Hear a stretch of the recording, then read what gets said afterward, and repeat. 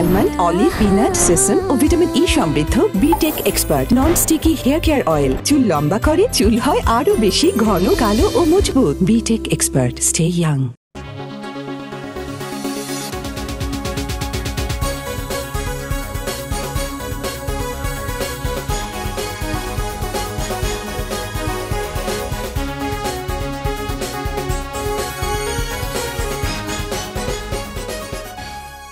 প্রিয় দর্শক, আপনাদের সবাইকে সাদর আমন্ত্রণ জানাচ্ছি বিটেক এক্সপার্ট হেয়ার কেয়ার অয়েল আমার আমিতে। আমি সারিকা। সুখ, দুঃখ, আনন্দ, বেদনা সকল রকম অনুভূতির জন্যই আমাদের একটা আশ্রয় রয়েছে। বাঙালি বলেই এটা আমাদের গর্ব।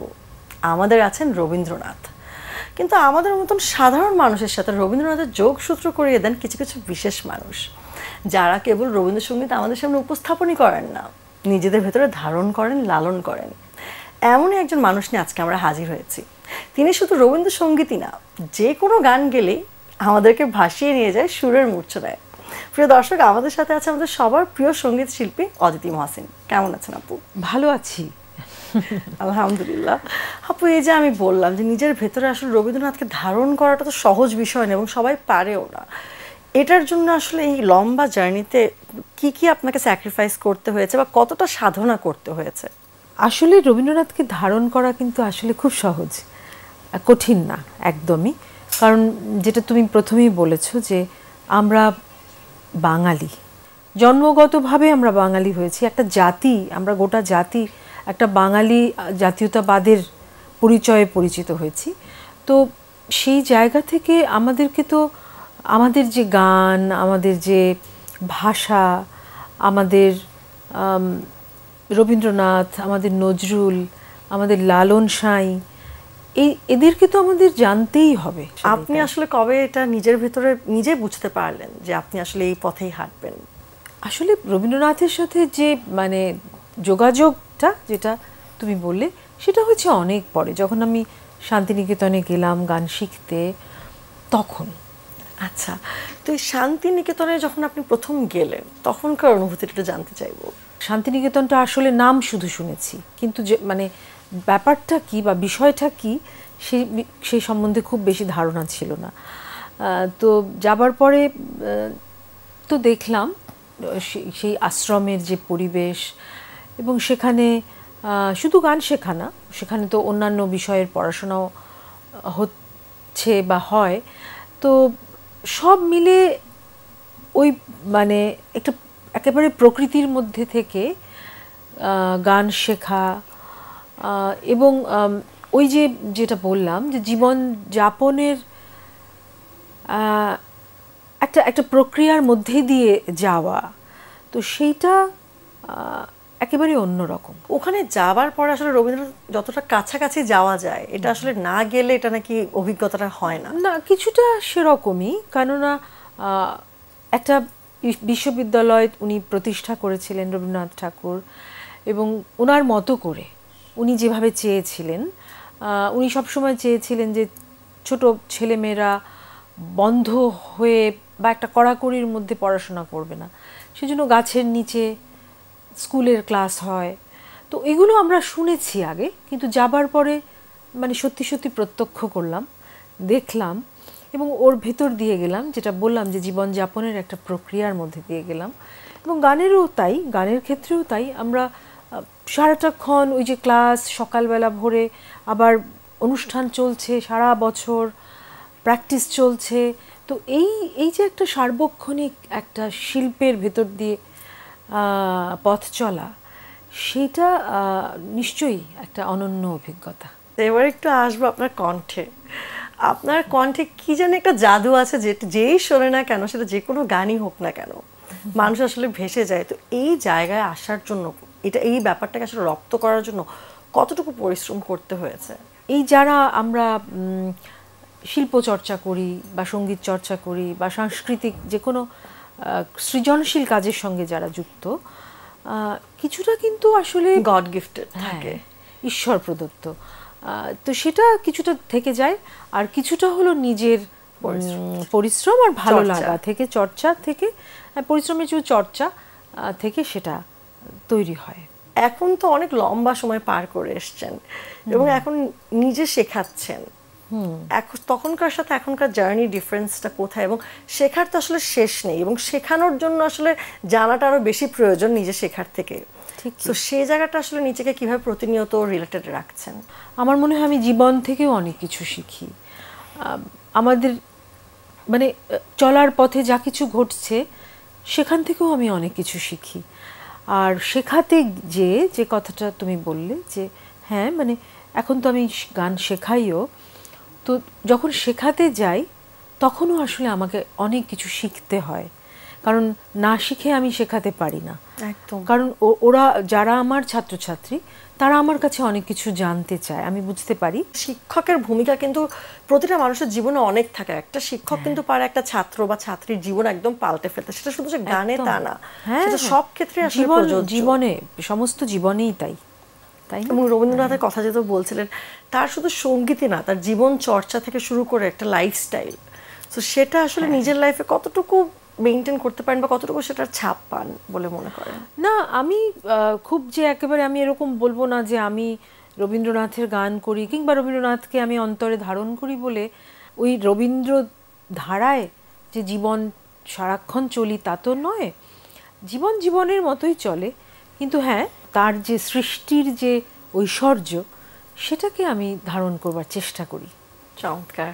আচ্ছা, আমি আরেকটু জানতে চাই যে পঞ্চকবির গান, সেটার একটা আলাদা একটা ধাঁচ আছে এবং আলাদা একটা ঝোঁক আছে, এবং এই বাণী পাওয়ার জন্য বা এই বাণী মানুষের পর্যন্ত পৌঁছানোর জন্য একটা আলাদা শিক্ষারও প্রয়োজন আছে, একটা আলাদা গ্রামার আছে, এবং রবীন্দ্রনাথের আগে পরে অনেকেই করেছে, কিন্তু উনার গানগুলো একটু বিশেষত্ব পায়, এবং সেটাকে আসলে আপনি কিভাবে মূল্যায়ন করেন বা আপনি কিভাবে দেখেন, সেই প্রশ্নের উত্তর নেব ছোট একটি বিরতির পর। দর্শক ফিরছে বিরতির পর। নতুন প্রজন্মের ছেলেমেয়েরা কিন্তু শুনছে, এবং শুধু শুনছে না, তারা পছন্দ করছে। অ্যালমন্ড, অলিভ, পিনাট, সেসম ও ভিটামিন ই সমৃদ্ধ বিটেক expert non sticky hair care oil চুল লম্বা করে, চুল হয় আরো বেশি ঘন, কালো ও মজবুত। বিটেক এক্সপার্ট, স্টে ইয়াং। দর্শক, ফিরে এলাম বিরতির পর। আপনাদের সবাইকে আবারও স্বাগত জানাচ্ছি বিটেক এক্সপার্ট হেয়ার কেয়ার অয়েল আমার আমিতে। কথা হচ্ছিল অদিতি মহসিনের সাথে। আপু, যাওয়ার আগে আপনাকে প্রশ্ন করেছিলাম পঞ্চকবি নিয়ে, এবং সেটা নিয়ে আপনার আসলে আপনি এটাকে আসলে কিভাবে মূল্যায়ন করেন? আসলে পঞ্চকবি আমাদের বাংলা, আমি বলবো বাংলা গানের 5টি স্তম্ভ। যারা বাংলা গানকে সেই প্রাচীন যে গানের যে একটা স্টাইল ছিল সেটা থেকে বের করে নিজেদের মতো করে একেবারে নতুন করে আধুনিকভাবে বাংলা গান তৈরি করেছিলেন। তার মধ্যে রবীন্দ্রনাথ, কাজী নজরুল ইসলাম, অতুল প্রসাদ সেন, দ্বিজেন্দ্রলাল রায় এবং রজনীকান্ত সেন, এই 5 জনেরই আলাদা আলাদা ধরন আছে, আলাদা আলাদা স্টাইল আছে। আপু, অনেকক্ষণ ধরে কথা বললাম, আপনাকে সামনে পেয়েছি, গান শুনতে ইচ্ছে করছে একটা। আচ্ছা, একটা গান একটু 2 লাইন শোনাই। তুমি ডাক দিয়েছো কোন সকালে, কেউ তা জানে না, তুমি ডাক দিয়েছো কোন সকালে, আমার মন যে কাঁদে আপন মনে, কেউ তা মানে না, ডাক দিয়েছো কোন সকালে, কেউ তা জানে না, তুমি ডাক দিয়েছো কোন সকালে। চমৎকার। খালি গলায় শুনতে এত মধুর লাগছিল, মানে কোনো বাদ্যযন্ত্র ছাড়া একদম খালি গলায়, অপরূপ সুন্দর। এই যে বাদ্যযন্ত্রের কথা যেহেতু বললাম, গানের সাথে সাথে দুইটাই আসলে একসাথে কানেক্টেড, ইন্টার কানেক্টেড। সো এইটা কতটুকু ইম্পর্টেন্ট একটা গানকে আসলে প্রপারভাবে রিপ্রেজেন্ট করার জন্য মিউজিক্যাল ইনস্ট্রুমেন্টসগুলো প্রপারলি প্রয়োগ করাটা কতটুকু গুরুত্বপূর্ণ? এখন না আমার একটা জিনিস মনে হয় যে সময়ের সাথে সাথে সব কিছুই পরিবর্তন হয়। একটা সময় রবীন্দ্রনাথ নিজের গানকে যেভাবে উনি যে যন্ত্রের সঙ্গে উনি শুনতে চাইতেন, এত বছর মানে রবীন্দ্রনাথের তো উনি চলেও গেছেন আসলে বহু বছর হয়ে গেছে, তাই না? তো এত বছর পরে অনেক কিছু বদলেছে। আগে তো আমরা কিবোর্ড, গিটার এসব ব্যবহার করতাম না, কিন্তু এখন আমরা করছি। তো কোনো যন্ত্রই ব্যবহার করতে আমার মনে হয় কোনো অসুবিধা নেই, আমার মনে হয়, যদি গানটাকে ঠিক রাখা যায়, গানটাকে নষ্ট না করে, যেটা রবীন্দ্রনাথ সবসময় চেয়েছেন যে আমার গান যেন আমার গান বলে চেনা যায়। তো গানটাকে ঠিক রেখে, কাঠামোটাকে ঠিক রেখে তারপর নতুন যা কিছুই আমরা করতে পারি, নতুনত্ব তো দেওয়া যেতেই পারে, হ্যাঁ, যন্ত্রের ব্যবহারে, কিন্তু নিশ্চয়ই গানে না। অবশ্যই। এবং যন্ত্রের ব্যবহারটা আসলে আপনার কি মনে হয় যে আমাদের এখানকার প্রেক্ষাপটে কতটুকু প্রপারভাবে এটা আসলে ইউজ করা হচ্ছে? না, আমি সব সময় খুব একদম মানে যথাযথভাবে ব্যবহার হচ্ছে তা আমি বলবো না, কিন্তু আবার অনেক ক্ষেত্রে হচ্ছেও। একদম সবই খারাপ হচ্ছে সেটা আমি মনে করি না। নতুন নতুন কাজ হচ্ছে, নতুন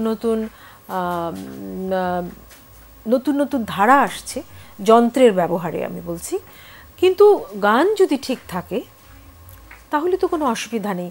আমি দেখতে পাচ্ছি, যেমন আমি একটু উদাহরণ দিয়ে বলতে পারি, যেমন কোক স্টুডিওতে আমি নিজেও একটা গান করেছি, কোক স্টুডিও বাংলায়। তো এবং মিলিয়ন মিলিয়ন লোক দেখছে, ইয়াং জেনারেশনই। আমি আসলে এই টপিকে আসতাম যে ইয়াং জেনারেশন যেটা হচ্ছে আপনাদের সময় এবং এখন যারা মিউজিক করছে তাদের টেস্টে একটা বিশাল একটা পার্থক্য রয়েছে, এবং তাদের মাথা থেকে হয়তো নতুন কিছু আইডিয়াজ আসছে বা নতুন টেস্ট আসছে, এবং দুইটা আসলে কানেক্ট করে খুব সুন্দর কিছু আসলে প্রডিউস করাও সম্ভব। হ্যাঁ, নিশ্চয়ই সম্ভব। এবং আমি বলতে চাচ্ছি যে নতুন প্রজন্মের ছেলেমেয়েরা কিন্তু শুনছে, এবং শুধু শুনছে না, তারা পছন্দ করছে। হ্যাঁ, রবীন্দ্রনাথের গান বলি, নজরুল ইসলামের গান বলি, কিন্তু হ্যাঁ, যে গানটাকে যদি বিকৃত করা হয় আমরা সমর্থন করব না। কারণ যিনি গান রচনা করেছেন, যিনি স্রষ্টা, তার উপরে হাত দেবার অধিকার আসলে আমাদের নেই। একদমই, এবং আমরা সেটার সাথে একমত। আপু, ছোট একটা বিরতি নেবার সময় হয়ে গেছে, কিন্তু ফিরে এসে একটু ব্যক্তি আপনাকে চিনতে চাই, জানতে চাই। নিশ্চয়ই। দর্শক, ফিরছি বিরতির পর। কিন্তু পূর্ণতা বোধহয় কখনোই মানুষের পায় না, আসে না। মানুষ সবসময় কোথাও না কোথাও অপূর্ণ থাকে। দর্শক, ফিরে এলাম বিরতির পর। আপু, যাওয়ার আগে বলেছিলাম যে ব্যক্তি আপনাকে একটু চিনতে চাই, জানতে চাই। নিজেকে যদি ডিফাইন করতে বলি, কিভাবে করবেন? কোন দিকটা নিয়ে বলবো? একটা মানুষের তো নানা রকম দিক থাকে, তাই না? একটা যেমন তুমি বললে যে আমার গানের দিক, আর একটা আমার মানুষ হিসেবে, যদি সেই জায়গাটাই টাচ করতে চাই যে মানুষ হিসেবে আপনার সত্তাটা, আপনি নিজেকে নিজে আসলে একটা মানুষের, আমি নিজে বিশ্বাস করি যে একজন মানুষের কিন্তু অনেকগুলো সত্তা থাকে।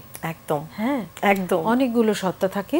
আমি শিল্পী, সেই শিল্পীর একটি সত্তা, আবার আমি মা হিসেবে আমার একটি সত্তা, আমি একজন নারী হিসেবে আমার একটি সত্তা। এরকম নানামুখী সত্তা প্রত্যেকটি মানুষেরই কিন্তু থাকে। তো আমি সাধারণভাবে খুব সাধারণ একজন মানুষ, শিল্প সংস্কৃতি ভালোবাসি, ভীষণভাবে ভালোবাসি, মন প্রাণ দিয়ে ভালোবাসি বলা যায়, এবং জীবনকেও আমি ভীষণ ভালোবাসি। জীবন উপভোগ করার জন্য এই ছোট ছোট বিষয়গুলো আসলে যারা লক্ষ্য করে, তা আমার মনে সেখানেই আসলে পূর্ণতাটা পাওয়া যায়। হয়তো তাই, কিন্তু পূর্ণতা বোধহয় কখনোই মানুষের পায় না, আসে না। মানুষ সবসময় কোথাও না কোথাও অপূর্ণ থাকে, এটা আমার মনে হয়। আচ্ছা, কখনো কি আপনার স্টুডেন্টদের চোখে নিজেকে দেখেছেন, বা তারা আপনাকে কিভাবে দেখে, সেটা নিয়ে কি আমাদেরকে একটু বলতে পারবেন? প্রফেশনালি গান করছি এই বছরে আমার 25 বছর। মানে আমি শান্তিনিকেতন থেকে ফিরে এসেছি এবং গান করছি 25 বছর হচ্ছে, এই 2024-এ। তো আমি কিন্তু গান শেখাই অনেক বছর, মানে আমি ছায়ানটে গান শিখিয়েছি একটা সময় 10 বছর। সেটা আমারও তখন খুবই কম বয়স ছিল, কিন্তু তখনও দেখেছি যে ছাত্রছাত্রীরা আমাকে ভীষণ ভালোবেসেছে। তো ওদের চোখে আমি কেমন সেটা ওরা অবশ্য ভালো বলতে পারবে, কিন্তু আমার ওদের ক্ষেত্রেও আমার একই কথাই মনে হয় যে ওরা আমাকে খুব ভালোবাসে। আর সেই ভালোবাসার কারণ হয়তো এটাই যে আমার দেবার বেলায় খুব একটা কার্পণ্য আমি করি না। এখন বাংলাদেশে সঙ্গীত চর্চা যেভাবে হচ্ছে, এই জায়গা থেকে আপনার কি কোনো উপদেশ আছে কিনা, বা আপনার কিছু মনে হয়েছে যে কোনো পরিবর্তন প্রয়োজন, নাকি যেভাবে চলছে সেভাবে চললে আমরা আসলে এই লেগেসিটা আসলে ক্যারি করতে পারবো? আমার মনে হয় যেভাবে চলছে সেভাবে আমরা লেগাসিটাকে ক্যারি করতে পারবো না, এটা খুব স্পষ্টভাবেই আমি বললাম। আর আমার উপদেশ আমি দেব না, আমার কোনো উপদেশ নেই। তবে আমি মনে করি এবং আমি বিশ্বাস করি আমি যদি কোনো জায়গায় থাকতাম যেখান থেকে এই পরিবর্তনটুকু করা আমার পক্ষে সম্ভব, তাহলে আমি যেটা করতাম যে একেবারে ছোট শিশুদের থেকে আমি মনে হয় শুরু করতাম, একদম স্কুল থেকে আমাদের গান, বাংলা কবিতা, বাংলা ভাষার প্রতি যে জোর দেওয়া, গুরুত্ব আরোপ করা, সে কাজটি আমি করতাম। আর উপদেশ দিয়ে বলছি না। আর সবচেয়ে বড় কথা, গানের জায়গায় আমি বলবো যে একটা অস্থির সময় আমরা আসলে পার করছি। আমি তো দেখতে পাই যে শিল্পীরা ভীষণ রকম ইনসিকিউরড, আমি এই কথাটাই বলবো, ইনসিকিউরড, তারা অনিরাপত্তায় ভুগছে। মানুষের রুচি, স্বাদ বদলে যাচ্ছে খুব দ্রুত। ওই যে আমরা বাঙালি, কিন্তু আমরা হতে চাচ্ছি পশ্চিমা, আমরা হতে চাচ্ছি অন্য কিছু। হ্যাঁ, তো আমরা হব, এবং সেই জায়গাতে আসলে শ্রোতারা অনেকটা আনপ্রেডিক্টেবল হয়ে উঠছে যে কোন গানটা আসলে পছন্দ করে বসবে আর কোনটা করবে না। অনেক সময় অনেক ভালো কিছু হয়তো তারা নিচ্ছে না, বাট অনেক সময় অনেক যেটা হয়তো মানের না সেটা তারা গ্রহণ করছে। এবং শিল্পীদেরকেও সে কারণে অনেক সময় স্রোতে গা ভাসাতে হচ্ছে। হ্যাঁ, যে যা চায় সেটাই আমি করি। কিন্তু আমার মনে হয় যে এই জায়গাটায় পরিবর্তন দরকার। আমি যেটা শুরুতেই বলেছি যে আমরা আসলে very much rich in culture, এবং আমাদের আসলে দেয়ারও অনেক কিছু আছে এবং আমরা সম্পদে ভরপুর, কিন্তু এগুলোর প্রপার ইউটিলাইজেশন আসলে হচ্ছে না। সেই মণিমুক্তগুলোকে আমরা তুলে নিচ্ছি না, এবং সেইটাকে সুন্দর করে সাজিয়ে কিভাবে মানুষের কাছে যাব। আমি শুধু বিশ্বের কথা বলছি না, আমি মানে দেশের শ্রোতাদের কথা বলছি। এবং সেটা শুধু সঙ্গীতের ক্ষেত্রে না, অনেক ভাষাগত জায়গা থেকেও বিষয়গুলো আসলে সবকিছুই আসলে ইন্টারটুয়াইন্ড। সো এই জায়গা থেকে আসলে কি মনে হয় যে কোন জায়গায় পরিবর্তনটা আসলে দরকার? ওই যে বললাম যে আমাদের এই পরিবর্তনের একদম একটা বিশাল পরিবর্তন দরকার। মানে একেবারে প্রথম কথা, নতুন প্রজন্মকে যদি আমাদের মানে ঠিক করতে হয়, তাহলে একদম স্কুল থেকে শুরু করতে হবে। আমার মনে হয় প্রতিটা মানুষেরই আসলে নিজের চিন্তাভাবনা জায়গাটাও আসলে পরিবর্তন দরকার, কারণ হচ্ছে একটা শিল্পী সত্তাকে প্রপার মূল্যায়নটাও করাটা প্রয়োজন সেই জায়গা থেকে। মানে আমি বলছি জায়গাতেও মানুষের যে কোনো ক্ষেত্রেই, আমি শুধু শিল্পী, গান বলছি না, লেখালেখি বলি, যে কোনো সৃজনশীল কাজে। এমনকি আসলে সত্যি বলতে কি, ওই যে বললাম যে আমরা অনেকটা সরে এসেছি আমাদের নীতি আদর্শের জায়গা থেকে, কিন্তু সেটা আমাদেরকে আসলে পেছন দিকে ঠেলে দিচ্ছে। একটি ক্লাসে যখন একজন ভালো ছাত্র বা ছাত্রী, তাকে যখন শিক্ষকের দায়িত্ব কি, তাকে তুলে নিয়ে সামনে নিয়ে আসা। কিন্তু আমরা অনেক সময় দেখি কি যে না, স্বজন প্রীতি বা অন্যান্য অনেক ফ্যাক্টরস সেখানে কাজ করে। তো তাতে করে যেটা হয় যে মানটা কিন্তু অনেক নেমে গেছে আমাদের। সেটা আমি সঙ্গীতের ক্ষেত্রে বিশেষ করে বলছি, সঙ্গীতের ক্ষেত্রেও কিন্তু মানটা ভীষণভাবে নেমে গেছে। তো সেই মানোন্নয়নের জন্য ভালো গান, ভালো বাজনা, ভালো শিল্পকে আমাদের তুলে আনতে হবে। ওই লম্বা সময় বলছিলেন 25 বছরের জার্নিতে অনেক প্রাপ্তি, কিন্তু কখনো কি কোনো আফসোস রয়ে গেছে? আছে। সেটা কি? আমি মনে করি যে আরও অনেক ভালো শ্রোতা আমাদের তৈরি করার সম্ভব, এবং সেটার দরকার আছে। তো এই জায়গাগুলোতে একটু মাঝে মাঝে মনে হয় যে কিছুটা অপ্রাপ্তি কাজ করে। আর ব্যক্তি জীবনের অপ্রাপ্তি সেটা তো ভিন্ন। আর আমি আমার গান জীবনের কথা যদি বলি, তো এই জায়গাটায় আমার একটুখানি অপ্রাপ্তি মাঝে মাঝে কাজ করে। এছাড়া আর আমার কোনো অপ্রাপ্তি নেই। আমার তবে প্রাপ্তির জায়গাটাই আমার অনেক বেশি। অবশ্যই অবশ্যই, প্রাপ্তি তো অনেকই। এবং আমরা সবাই মিলে স্বপ্নটা দেখতেই পারি যে কোনো এক ভোরে আসলে উঠে আমরা দেখবো যে পরিবর্তনটা ঘটেছে। নিশ্চয়ই আমাদের সবার অনেক স্বপ্ন, এবং সেই জায়গায় আমাদের সবার কিন্তু কাজ করবার দরকার আছে। আপু আপনাকে অনেক ধন্যবাদ আমাদেরকে সময় দেওয়ার জন্য এবং এত মূল্যবান কথা আমাদের সামনে রাখার জন্য। যাবার আগে একটা গান শুনবো, কিন্তু তারও আগে একটা উপহার আছে। আচ্ছা,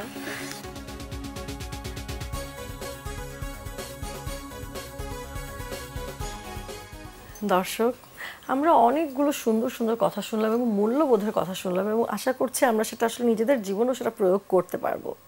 অনুষ্ঠান থেকে এখনই কোথাও যাবেন না, কিন্তু যাওয়ার আগে আমরা একটা সুন্দর গান শুনে যাব। আপু প্লিজ। অনেক ধন্যবাদ বাংলা ভিশনকে। আমি অনুষ্ঠানে আমাকে আমন্ত্রণ জানিয়েছি। আমি আগে অনেকবার এসেছি, তারপরেও, এবং যারা দর্শক শ্রোতা দেখছেন তাদেরকে আমার অনেক অনেক শুভেচ্ছা। ও আমার দেশের মাটি, তোমার পরে ঠেকাই মাথা। ও আমার দেশের মাটি, তোমার পরে ঠেকাই মাথা। তোমাতে বিশ্বময়ীর, তোমাতে বিশ্বমায়ের আঁচল পাতা। ও আমার দেশের মাটি, তোমার পরে ঠেকাই মাথা।